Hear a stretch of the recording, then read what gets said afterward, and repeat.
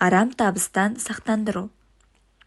Балам, күнәкарлар еліктіргенде айтқандарына сен ешқашан көнбе.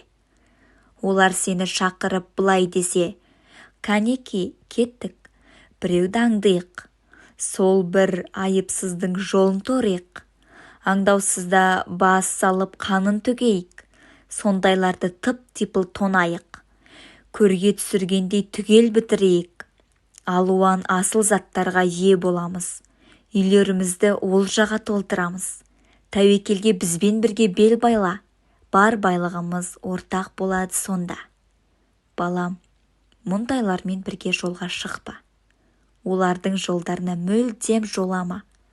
Қылмыс жасауға олар құлшынады, қан төгуге асыға құмартады.